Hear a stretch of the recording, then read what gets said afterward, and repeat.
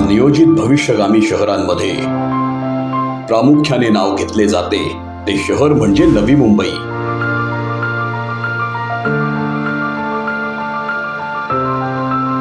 दूरदृष्टी असणारे विकासाभिमुख राजकीय व्यक्तिमत्वे, प्रशासनातील कर्तव्यदक्ष अधिकारी, विविध खासगी संस्था, व्यावसायिक या साऱ्यांचा या शहराच्या जडणघडणीमध्ये मोलाचा वाटा आहे।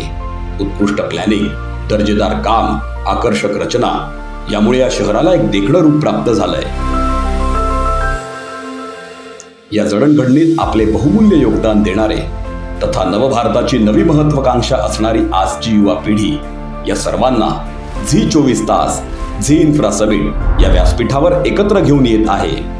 अनुभव आणि नवी ऊर्जा यांच्या संयोगाने या शहराला अधिक विकसित, अधिक देखणं आणि अर्थात प्रगत शहर म्हणून नावलौकिक व्हावा, तसेच या जडणघडणीत योगदान देणाऱ्या, भविष्यात देऊ पाहणाऱ्या व्यक्तिमत्वांना लाखो दर्शक लाभलेल्या झी 24 तासच्या कार्यक्रमात घेऊन येण्याचा एक प्रामाणिक प्रयत्न म्हणून झी इन्फ्रा समिट।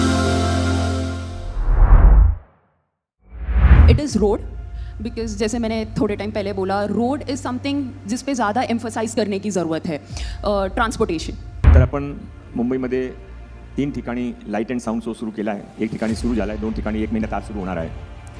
त्याशिवाय आता मुंबईमध्ये गोराईमध्ये आपण फार सुंदर चौपाटीचा विकास करणार आहे।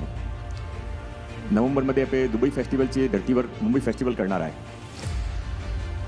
ओपन बसेस सुरू केली आहे। वसई विरारच्या पुढे गुजरातच्या सीमेपासून इकडे नाशिक जिल्ह्यापर्यंत हा बॅकवर्ड एरियाचे लँड स्वस्त आहे, त्यामुळे चांगल्या हायवेनी या एरियाला जोडून आपण एक मध्ये योजना घेतली की आम्ही एक सॅटेलाईट पोर्ट करतो। सॅटेलाईट पोर्ट म्हणजे समुद्र तिथपर्यंत नेला।